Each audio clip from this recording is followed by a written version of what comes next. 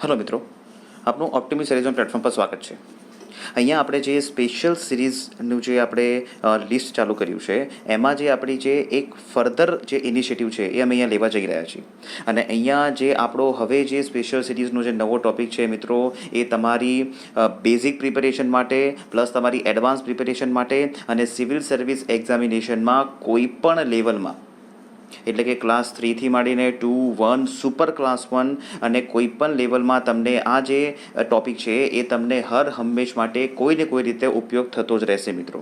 તો આ જે સિરીઝ છે અમારી એ તમે ખાસ ધ્યાનથી જોજો, સાંભળજો, બને તો એની નોટ્સ બનાવી રાખજો, તમને આ ખૂબ જ ઉપયોગી નીવડશે। તો આજનો જે આપણો ટૉપિક છે એ છે constitutional development during the British era. મિત્રો, બ્રિટિશ શાસનનું તમને ખબર છે કે બ્રિટિશ શાસન જે છે એ આપણું લગભગ 1750થી 1947 સુધી માનવામાં આવે છે। હવે આ જે સમય છે, આ જે સમય છે એ સમયગાળામાં બ્રિટિશરોએ ખાલી માત્ર ને માત્ર ઇકોનોમિકલ અને સોશિયલ રાજ કર્યું છે એવું નથી, પોલિટિકલ પણ રાજ કર્યું છે। તો હવે એ કેવી રીતે ડેવલપમેન્ટ થયું, એનું આખું ડેવલપમેન્ટ, અને એ જે ડેવલપમેન્ટ જે 1750થી 1947 સુધીમાં થયું છે એનું એ જે ઇમ્પેક્ટ છે એ આપણું 1947માં જે આપણું કોન્સ્ટિટ્યુશન બન્યું છે એની પર સીધી ઇમ્પેક્ટ દેખાય છે। તો આપણે આને ખાસ ધ્યાનથી સમજવાની જરૂર છે મિત્રો। તો આપણે આને ચાલુ કરીએ છીએ। હવે આ શું કેરી કરે છે, વોટ ડઝ ઇટ ઇન્ક્લુડ્સ? હવે જે કોન્સ્ટિટ્યુશન ડેવલપમેન્ટ તમે જુઓ, તમે સાંભળો, તમે વાંચો ત્યારે તમારા માઇન્ડમાં સૌથી પહેલાં સ્ટ્રાઇક થવી જોઈએ કે જેટલા બી લોસ છે, જેટલા બી 1750થી 1947 સુધીમાં જેટલા બી લોસ બનાવ્યા છે એ લોસ જે છે એ આ જે કોન્સ્ટિટ્યુશનલ ડેવલપમેન્ટ છે એમાં ઇન્ક્લુડ થશે। હવે અહીંયા જે બે મેજર પોઈન્ટ છે જોવાના છે એ છે કે આ જેટલા બી લોસ છે, આ જે લોસ છે એ આપણા અહીંયા જે બ્રિટિશની ઈસ્ટ ઇન્ડિયા કંપની હતી એમણે બનાવ્યા નથી। આ બધા જ લોસ જે છે એ બ્રિટિશ પાર્લામેન્ટ, એટલે કે જે વખતે બ્રિટિશ પાર્લામેન્ટ હતી એ બ્રિટિશ પાર્લામેન્ટે આ જે લો છે એ બનાવ્યા છે। હવે આ લો કેમ બનાવ્યા એ આપણે આગળ ઉપર જોઈશું, પરંતુ આ લોનું જ બનાવવાનું મુખ્ય જે રીઝન હતું કે બ્રિટિશ પાર્લામેન્ટ દ્વારા જે ઈસ્ટ ઇન્ડિયા કંપનીની ઇન્ડિયામાં જે એક્ટિવિટી હતી એ એક્ટિવિટીને કંટ્રોલ કરી અને એનાથી જે લાભ અને જે મુનાફો થતો હતો એ બ્રિટિશના, એટલે બ્રિટનના ડેવલપમેન્ટ માટે, એના બેનિફિટ માટે અને ત્યાંના બધા લોકોને ફાયદો મળે એવી રીતે યુઝ કરવા માટે આ જે લોસ છે એ નિમાયા હતા, એ બનાવ્યા હતા। હવે આ જે 1750થી આપણે જે 1947ની વાત કરીએ છીએ એમાં જેટલા બી લો બન્યા છે એને આપણે બે ભાગમાં ડિવાઈડ કરી શકીએ છીએ। એક તો છે 1773થી 1858 સુધીના સમય અને 58થી 47 સુધીનો સમય। તો મિત્રો અહીંયા આપણને ત્રણ લો તો આપણને ઇઝીલી મળી જ જાય છે। 73નો જે એક્ટ છે એ, 58નો એક્ટ છે અને 47નો એક્ટ। તો અહીંયા 58નો જે એક્ટ છે આપણે મધ્યાંતર ગણી શકાય। અને મધ્યાંતર કેમ ગણવામાં આવશે તો 1773થી 1858 સુધીનો જે એક્ટ છે એમાં જનરલાઇઝ જે ટેન્ડન્સી છે, તમે જો જેટલા બી એક્ટ છે 73 પછી 81નો એક્ટ, એના પછી 13નો એક્ટ, પછી 1833નો એક્ટ, પછી આવે છે 1856નો એક્ટ, એટલે 1858નો એક્ટ। તો આ જે બધા એક્ટ છે આ બધા એક્ટમાં ધીમે ધીમે જે બ્રિટિશ ગવર્મેન્ટ છે એ સેન્ટ્રલાઇઝ ટેન્ડન્સી અપનાવે છે મિત્રો। સેન્ટ્રલાઇઝ ટેન્ડન્સી, બોટમ્સ અપ અપ્રોચ નથી, ટોપ ટુ બોટમ અપ્રોચ છે, મતલબ ઉપરથી। અને આનું રીઝન બી તમે જો હિસ્ટ્રી વ્યવસ્થિત ધ્યાનમાં વાંચી હશે તો તમને આનો તરત જ ખ્યાલ આવવો જોઈએ। કારણ કે 1773થી 1858નો જે સમયગાળો હતો એમાં બ્રિટિશરોનું જે મુખ્ય કારણ શું હતું, એનું મુખ્ય એમ શું હતું, તો મુખ્ય એમ એ હતો કે એમણે જે ઇન્ડિયન ટેરિટરી છે એની ઉપર જે કોલોનિયાલિઝમ છે, મતલબ કે ઉપનિવેશવાદ છે, સંસ્થાનવાદ છે, એના પગ જમાવવાના હતા। એટલા માટે એમને સેન્ટ્રલાઇઝ અપ્રોચની ખાસ જરૂર હતી, એક પ્રકારના મજબૂત શાસનની જરૂર હતી। અને 1858 પછી જ્યારે ઇન્ડિયનો જાગૃત થઈ ગયા, જ્યારે ભારતીયો આપણે જાગૃત થઈ ગયા, કેમ? કારણ કે 1857માં જે વિપ્લવ થયો હતો એની બહુ જ મોટી ઇમ્પેક્ટ પડી મિત્રો। અને આ જે 57નો વિપ્લવ થયો હતો એમાં બ્રિટિશરોએ જે બ્રિટિશ પાર્લામેન્ટ છે એનું એનાલિસિસ કર્યું અને તરત જ જે રાણી વિક્ટોરિયા છે એનો ઢંઢેરો આવે છે 1858માં। તો આ જે વિક્ટોરિયા રાણીનો ઢંઢેરો છે એમાં ખૂબ જ સ્પષ્ટ રીતે કહ્યું છે કે જેટલા બી 1750થી 1850 સુધીમાં, એટલે 1857 સુધીમાં જેટલા બી અપ્રોચ છે એ અપ્રોચના લીધે જે બ્રિટિશ પ્રોવિન્સ છે, ઇન્ડિયન પ્રોવિન્સ છે, એ ઇન્ડિયન પ્રોવિન્સમાં એક પ્રકારનો અનરેસ્ટ ઊભો થયો છે। એટલે હવે એ અનરેસ્ટ ઊભો ના થાય એટલા માટે એ જે બ્રિટિશ પ્રોવિન્સ જે ઇન્ડિયન પ્રોવિન્સ છે એને હવે પોતાની જોડે રાખશે, એના માટે હવે એ ડિસેન્ટ્રલાઇઝ અપ્રોચ આપશે। એટલે 1858થી 1947 સુધીમાં જેટલા બી લો બને છે એ ડિસેન્ટ્રલાઇઝ અપ્રોચથી આવે છે મિત્રો। ઓકે મિત્રો, તો આ હતું એનું જે બ્રિટિશ જે અત્યારે કોન્સ્ટિટ્યુશન છે, બ્રિટિશ કોન્સ્ટિટ્યુશન, એમાં શું ઇન્ક્લુડ થશે. તો મિત્રો અહીંયા હવે સમજવાની જરૂર છે કે આવું કેમ કરવાની જરૂર પડી બ્રિટિશરોને. તો મિત્રો એનું જે બહુ સિમ્પલ આનું જે એક પ્રકારનું લોજિક છે, તમે વર્લ્ડ હિસ્ટ્રી અને ઇન્ડિયન હિસ્ટ્રી, મોડર્ન હિસ્ટ્રી, આ બંનેને જો જોડે રાખશો તો આ તમને સમજવું ખૂબ જ ઇઝી પડી જશે. તો આને આપણે એ સમજવાનો ટ્રાય કરીએ. 1498ની વાત છે. 1498માં જે વાસ્કો ડી ગામા છે, એ વાસ્કો ડી ગામા ત્યાંથી એક પ્રકારની જે સાહસિક એક્ટિવિટી છે એ કરવા માટે નીકળ્યા હતા ક્યાંથી, સ્પેનથી. અને ત્યાં એ ક્યાં આવ્યા હતા? તો વાસ્કો ડી ગામા જે આપણું કાલિકટ છે, જામોરીન બંદર છે કાલિકટ પાસે, જે કેરળમાં છે અત્યારે, ત્યાં આવ્યા હતા. અને ત્યાં આવ્યા પછી 1498 પછી લગભગ 1750ની આપણે વાત કરીએ તો 1498થી 1750 અહીંયા આ જે સમયગાળો છે એમાં જે સૌથી મોટું જે એક ડેવલપમેન્ટ થયું છે એ શું છે? તો એ છે ઇન્ડસ્ટ્રીયલ રિવોલ્યુશન. અને આ જે ઇન્ડસ્ટ્રીયલ રિવોલ્યુશન છે એ ઇન્ડસ્ટ્રીયલ રિવોલ્યુશનના કારણે કોનો ઈજાદ થયો, કોનો ઉદ્ભવ થયો? તો એ છે કોલોનિયલિઝમ, એટલે કે ઉપસંસ્થાનવાદ. હવે આ જે કોલોનિયલિઝમ છે એનો બેઝિક એમ શું છે? તો કોલોનિયલિઝમનો જે બેઝિક એમ છે એ આ રીતનો છે. આને તમે ખાસ સમજી લેજો. જે કોલોનિયલિઝમ છે એમાં કેવું હોય છે? તો માની લો બે એન્ટિટી હોય છે કોલોનિયલિઝમમાં. આ જે એન્ટિટી છે એ પાવરફુલ હોય છે પોલિટિકલી, ઇકોનોમિકલી, અને આ જે એન્ટિટી હોય છે એ આના કરતાં કમ્પેરેટિવલી વીક હોય છે. એટલે એ જે મજબૂત એન્ટિટી છે, જે પાવરફુલ એન્ટિટી છે, એ પોલિટિકલ, ઇકોનોમિકલ અને સોશિયલ જે સેક્ટર્સ છે એનો યુઝ કરી અને જે વીક ઇકોનોમી છે અથવા જે વીક એન્ટિટી છે એની પર પોતાનું પ્રભુત્વ જમાવશે. અને પ્રભુત્વ જમાયા પછી જે આનું જે નેચરલ રિસોર્સિસ છે, આ નેચરલ રિસોર્સિસનું પોતાના ફાયદા માટે એ યુઝ કરશે, એનું એક્સપ્લોઇટેશન કરશે. અને આ જે બેઝિક જે સિદ્ધાંત છે, પોતાનો જે પાવરનો યુઝ કરી અને બીજી જે વીક એન્ટિટી છે એના જે નેચરલ રિસોર્સનો એક્સપ્લોઇટ કરવાનો જે બેઝિક સિદ્ધાંત છે એને જ કહેવાય છે ઉપસંસ્થાનવાદ. તો મિત્રો આ ખાસ ધ્યાનમાં રાખજો. ભારતની જે ગુલામી અને એ ગુલામીમાં જેટલું બી ડેવલપમેન્ટ થયું છે એની પાછળનું મુખ્ય રીઝન શું છે? તો છે ઉપસંસ્થાનવાદ. અને એ ઉપસંસ્થાનવાદ હજી ટક્યો નથી મિત્રો. આ હું કનેક્ટ કરું છું. પ્લીઝ, જે સિવિલ સર્વિસ એક્ઝામિનેશન છે એના માટે આ વસ્તુ ખાસ જરૂરી છે.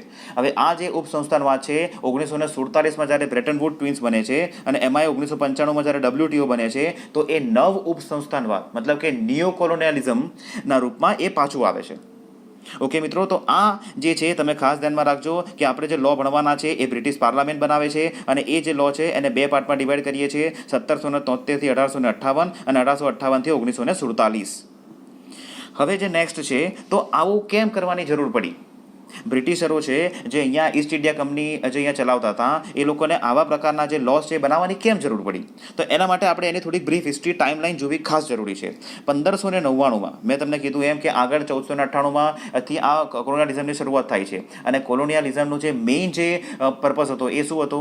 તો એ પર્પઝ હતો કે જે એવા દેશોની શોધ કરવી કે જ્યાં નેચરલ રિસોર્સ વધારે હોય અને પ્લસ જે પોતાનું જે પ્રોડક્શન, જે બ્રિટિશરોએ ત્યાં જે ફેક્ટરી સિસ્ટમની સ્ટાર્ટ કરી હતી, ફેક્ટરી સિસ્ટમ એ ઇન્ડસ્ટ્રીયલ રિવોલ્યુશનનો એક બેઝિક એમ છે, બેઝિક ગુણધર્મ છે. અને એ ફેક્ટરી સિસ્ટમમાં જેટલું બી એક્સેસ પ્રોડક્શન થાય છે એના માટે માર્કેટની જરૂર હતી. તો આ માર્કેટ માટે બ્રિટિશરો દ્વારા 1599માં એક પ્રકારની મર્ચન્ટ એડવેન્ચર કંપની બનાવવામાં આવે છે. અને આ મર્ચન્ટ એડવેન્ચર કંપની એટલે કઈ? તો ઈસ્ટ ઇન્ડિયા કંપની. એનું એકચ્યુઅલ નામ શું છે? તો મર્ચન્ટ એડવેન્ચર કંપની. અમુક જે સાહસિક લોકો છે ભેગા થઈ અને એક મર્ચન્ટ એડવેન્ચર કંપની બનાવે છે. હવે આ જે કંપની છે, સૌથી પહેલાં કેપ્ટન હોકિન્સ 1609માં જહાંગીર પાસે આ પોતાની ફેક્ટરી અહીંયા સુરતમાં સ્થાપવાની પરમિશન માંગવા આવે છે, પણ એ ફેલ જાય છે, આપતો નથી. 1612માં એના પછી કોણ આવે છે? Captain Thomas Roe. Captain Thomas Roe જે આવે છે એ પોર્ચુગીઝને હરાવે છે અને સુરત પાસે 1613માં ફેક્ટરી સ્થાપવાની જે પરમિશન છે એ જહાંગીર એને આપે છે. અને મિત્રો આ જે એરા છે, આ જે ડેવલપમેન્ટ છે એ આપણા માટે ખૂબ જ મહત્વનું બને છે. 1612માં જે સૌથી પહેલાં સુરતની ફેક્ટરી સ્થપાઈ છે ત્યારથી લઈને 1757 સુધીમાં 1757 સુધીમાં શું કરે છે આ લોકો? બહુ જ સિમ્પલ વસ્તુ છે, આપણે એક મેપથી સમજીએ તો 1757 સુધીમાં જે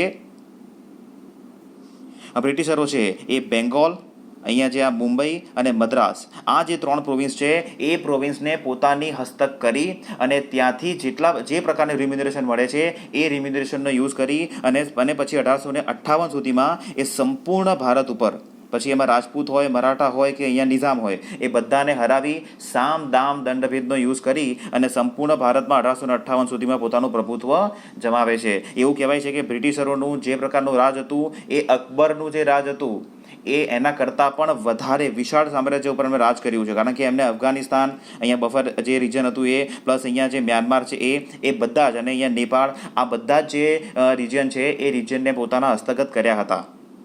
ઓકે મિત્રો, તો આના માટે જે એમણે જે પ્રકારની આખું ડેવલપમેન્ટ કર્યું છે એ અહીંયા સમજવું ખાસ જરૂરી છે. તો આ 1612માં જે કર્યું એના પછી 1757માં, એટલે 1612થી 1757 સુધીમાં એમણે આખું જે ડેવલપમેન્ટ કર્યું એ ડેવલપમેન્ટમાં જે મુંબઈ, મદ્રાસ અને કલકત્તા, આ 3 જે એમના જે પ્રોવિન્સ હતા એ પ્રોવિન્સમાંથી એમને જેટલું બી ધન મળ્યું એ ધનનો યુઝ કરી અને 1757માં બેટલ ઓફ પ્લાસી કર્યું. હવે આ બેટલ ઓફ પ્લાસીમાં એમનો પરાજય થયો હતો સિરાજુદ્દૌલાની સામે. એના પછી 1764 મિત્રો, પ્લાસીના યુદ્ધનો બદલો લેવા માટે 1764માં રોબર્ટ ક્લાઇવ દ્વારા હુમલો કરવામાં આવ્યો અને બેટલ ઓફ બુક્સાર થઈ.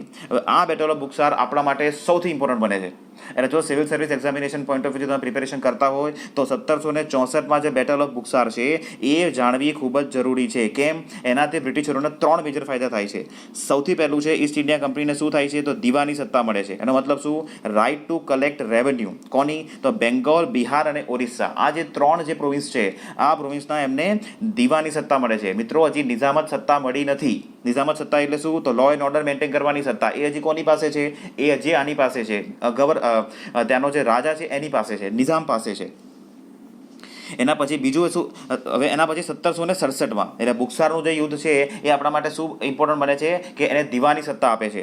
હવે દીવાની સત્તા મળી એટલે 1764માં જ્યારે દીવાની સત્તા ઈસ્ટ ઇન્ડિયા કંપનીને મળી એટલે એના પાસે સૌથી વધારે ઇમ્પોર્ટન્ટ શું થયું? તો સૌથી વધારે ઇમ્પોર્ટન્ટ વસ્તુ એ થઈ કે એને કન્ટિન્યુઅસ જે ધન છે, કન્ટિન્યુઅસ જે મનીનો ફ્લો છે એ આવતો ગયો અને એની જે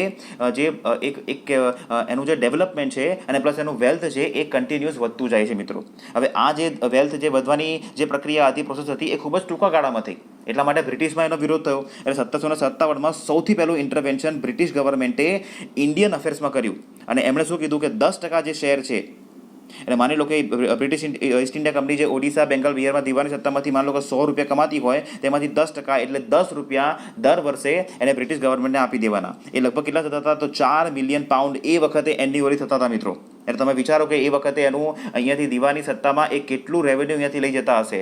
અને આ જે રેવન્યુ એમણે કન્ટિન્યુઅસ જે ડ્રો કર્યું છે, કન્ટિન્યુઅસ અહીંયાથી એ લોકો લઈ ગયા છે 1858 સુધી. એને પછી જે ડ્રેન ઓફ વેલ્થ થિયરી છે એ ડ્રેન ઓફ વેલ્થ થિયરી આપે છે દાદાભાઈ નવરોજી. અને એ ડ્રેન ઓફ વેલ્થ એટલે શું? તો આ જ છે મિત્રો, ખાસ ધ્યાનમાં રાખજો. હવે 65 થી 72માં મેં તમને જે કીધું કે 65 થી 72માં એક ડ્યુઅલ સિસ્ટમ ગવર્મેન્ટ, એનો મતલબ શું કે તો દ્વિશાસનિક પદ્ધતિ અમલમાં આવી. આનો મતલબ શું? તો આનો મતલબ કે કંપની પાસે કોઈ પ્રકારની રિસ્પોન્સિબિલિટી નથી. મેં તમને કીધું કે નિઝામત સત્તા હજી નિઝામ પાસે છે અને આની પાસે ખાલી દીવાની સત્તા છે. એટલે એની પાસે ઓથોરિટી ખરી પણ રિસ્પોન્સિબિલિટી નહીં. અને જે ઇન્ડિયન રિપ્રેઝેન્ટેટિવ હતા, ઇન્ડિયાના જે રાજા હતા, એની પાસે રિસ્પોન્સિબિલિટી બધી પણ કોઈ પ્રકારની ઓથોરિટી નહીં, રેવન્યુ એને ન મળે. હવે આ જે સિસ્ટમ ઊભી થઈ હતી એના જે પડકાર આવ્યા અથવા તો એના જે પ્રકારના ફીચર્સ ડેવલપ થયા એ કયા હતા? તો મેઇન 3 ફીચર હતા મિત્રો. સૌથી પહેલું ફીચર શું હતું? તો એક કરપ્શન. કંપની જે ઈસ્ટ ઇન્ડિયા કંપની હતી એમાં કરપ્શન એટલા હદે વધી ગયું કે જે બ્રિટિશ પાર્લામેન્ટ છે એને આ ઈસ્ટ ઇન્ડિયા કંપની પર કંટ્રોલ કરવાનો એક પ્રકારની ફરજ પડી. બીજું જે હતું કે જે રેવન્યુ છે એ રેવન્યુ કલેક્શનમાં જે ઈસ્ટ ઇન્ડિયા કંપની છે એટલી બધી મશગુલ થઈ ગઈ કે ત્યાંની જે પેસેન્ટ્રી છે, મતલબ કે ઇન્ડિયાના જે ખેડૂતો છે એ ખેડૂતો એ એકદમ દયનીય સ્થિતિમાં જતા રહ્યા.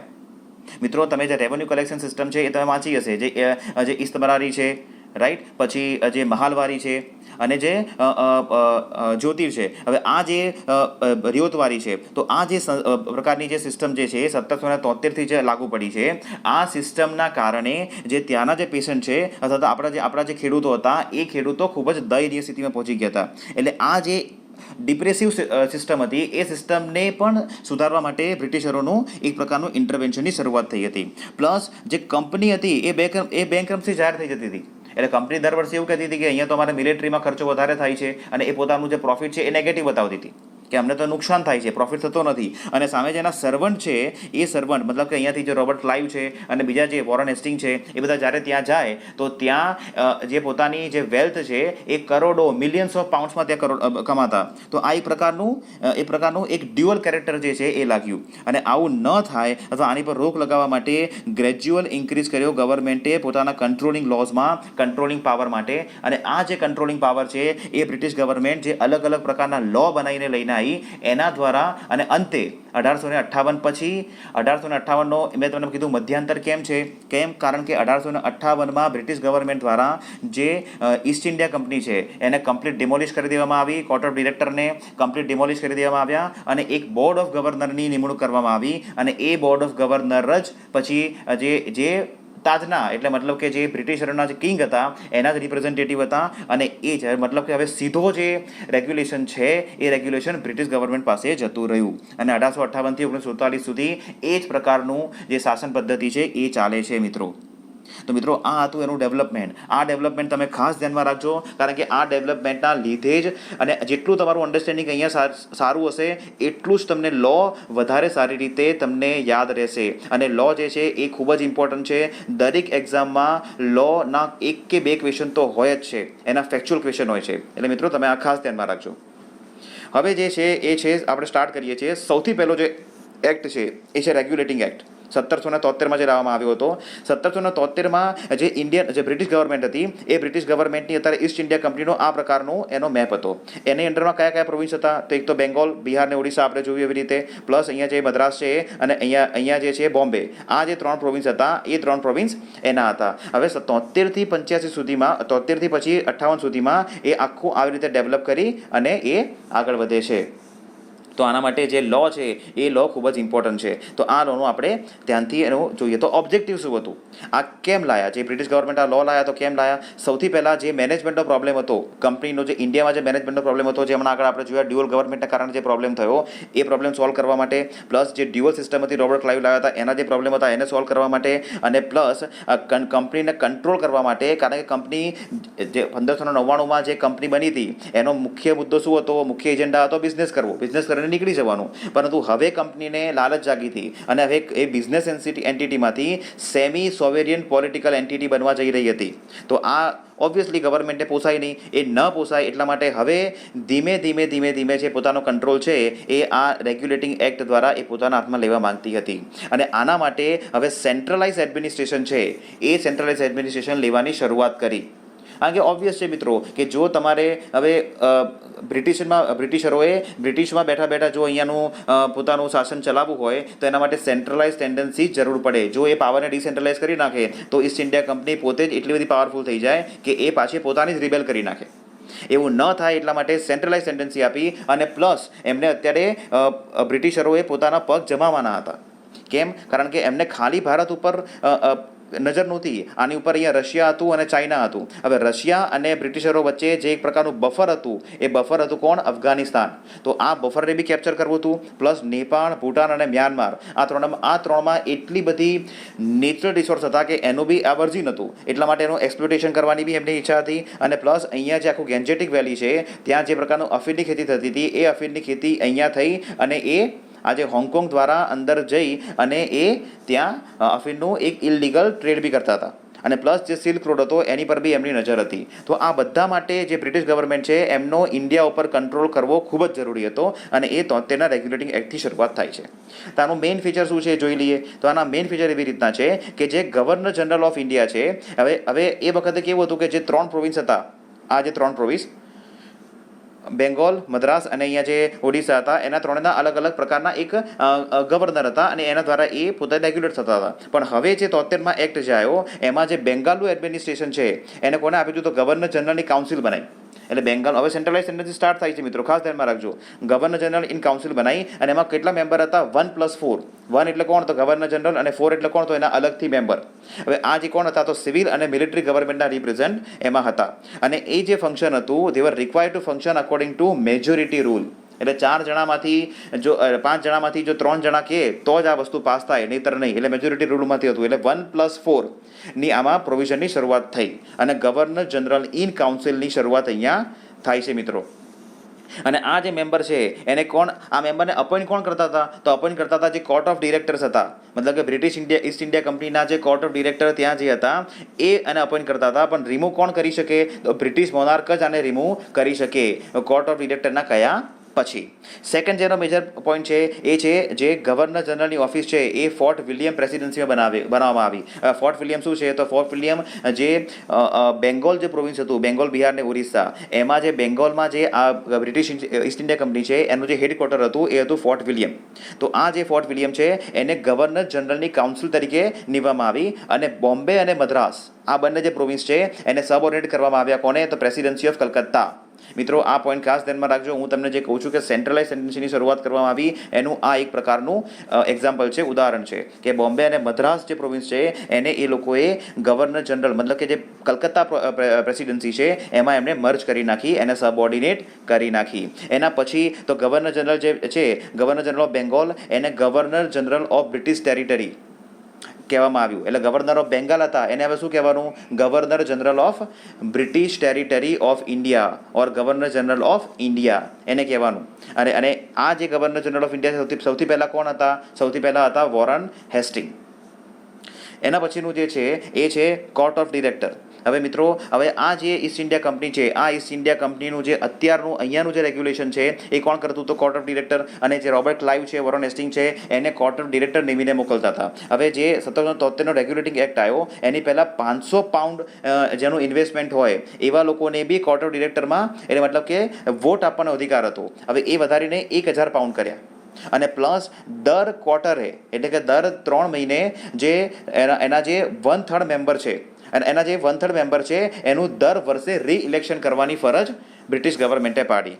હવે આના કારણે શું થાય? તો આના કારણે દર વર્ષે રોટેશન થાય, નવા મેમ્બર અંદર એડ થાય, એટલે જે બ્રિટિશ ગવર્મેન્ટ છે એ એનો કંટ્રોલ બહુ જ ઇઝીલી કરી શકે. હવે આનો જે સૌથી ઇમ્પોર્ટન્ટ પોઈન્ટ છે એ છે સુપ્રીમ કોર્ટની સ્થાપના કરવામાં આવી. મિત્રો અહીંયાથી ભારતમાં જ્યુડિશરીની શરૂઆત થાય છે. ઓકે મિત્રો, તો આમાં શું હતું? તો સુપ્રીમ કોર્ટની શરૂઆત ક્યાં કરવામાં આવી? ફોર્ટ વિલિયમમાં કરવામાં આવી. ત્યાં કેટલા? એક ચીફ જસ્ટિસ અને 3 અધર જજ, 1+3. સર ઇલિયાસ એમપી, આ જે ઇલિયાસ એમપી છે એ સૌથી પહેલા ચીફ જસ્ટિસ ઓફ કોર્ટ એમાં નિમણૂક કરવામાં આવ્યા હતા. અને આનો પાવર જે છે સિવિલ, ક્રિમિનલ, એડમાયરિટી કેસ આ જે બધા છે અને કોર્ટ ઓફ રેકોર્ડ બી એને કરવામાં આવી. મિત્રો અહીંયા ખાસ ધ્યાનમાં રાખજો કે આ જે જેટલા બી સિવિલ સર્વન્ટ એ વખતે હતા જે ઈસ્ટ ઇન્ડિયા કંપનીની અંડરમાં કામ કરતા હતા એને પણ આ જે કોર્ટ છે એ કોર્ટની અંડરમાં મૂકવામાં આવ્યા હતા. હવે આ જે છે એને સુપ્રીમ જ્યુડિશરી માની લેવામાં આવી અને બ્રિટિશના બધા જ સબ્જેક્ટ જે છે ઇન્ક્લુડિંગ બિહાર, બંગાળ અને ઓરિસ્સાના જેટલા બી પ્રોવિન્સ છે એના જેટલા બી પ્રોબ્લેમ્સ છે એ પ્રોબ્લેમ્સ આ જે બ્રિટિશ સબ્જેક્ટ છે એ આ સુપ્રીમ કોર્ટની અંડરમાં મૂકવામાં આવ્યા. હવે આ જે છે એના પછીનું જે પ્રોબ્લેમ છે, appeal could taken from the provincial court to the governor general in council and from there to king in council. હવે અહીંયા હાયરકીની શરૂઆત થઈ ગઈ. મતલબ કે જો તમે બેંગાલમાં રહો છો અને તમને કોઈ પ્રોબ્લેમ છે તો સૌથી પહેલાં તમે સુપ્રીમ કોર્ટમાં જશો. સુપ્રીમ કોર્ટના જજ મતલબ એનું જે જજમેન્ટ છે એની સામે તમને પ્રોબ્લેમ છે તો તમે અપીલ ક્યાં કરશો? તો તમે અપીલ કરશો ગવર્નર જનરલ ઇન કાઉન્સિલ. જેમણે આપણે ઉપર જોયું કે એના વોરન હેસ્ટિંગ એના ગવર્નર જનરલ પહેલાં હતા. જો એના બી તમને પ્રોબ્લેમ છે તો તમે ક્યાં જશો? તો તમે કિંગ ઇન કાઉન્સિલ, જે બ્રિટિશમાં કિંગ ઇન કાઉન્સિલ છે ત્યાં તમે જશો.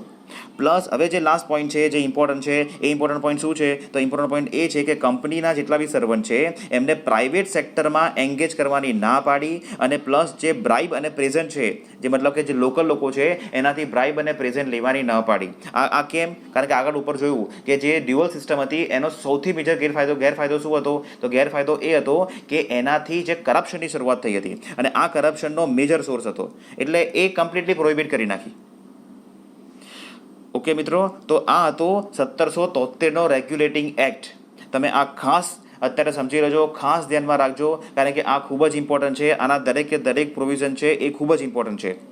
ઓકે મિત્રો, હવે પછી 1781નો એક્ટ છે આપણે નેક્સ્ટ ડિસ્કશનમાં લઈશું. મિત્રો આ જે ઇનિશિયેટિવ છે તમે આને ખૂબ જ ધ્યાનથી વાંચજો, સાંભળજો, બરાબર. અને બને તો તમારી જે નોટ્સ છે એ બનાવવાનો અને આને તમે ટ્રાય કરજો. તમારું આ જે છે સિવિલ સર્વિસ એક્ઝામિનેશનના પોઈન્ટ ઓફ વ્યૂથી ખૂબ જ ઇમ્પોર્ટન્ટ છે. અને આ જે એક્ઝામિનેશન છે એમાં આ ખૂબ જ બારીકાઈથી અને એના ફેક્ચ્યુઅલ પોઈન્ટ ઓફ વ્યૂથી પૂછાય છે. ઓકે મિત્રો, so this is Optimist Studies on platform signing off. મળીએ આવતા ડિસ્કશનમાં.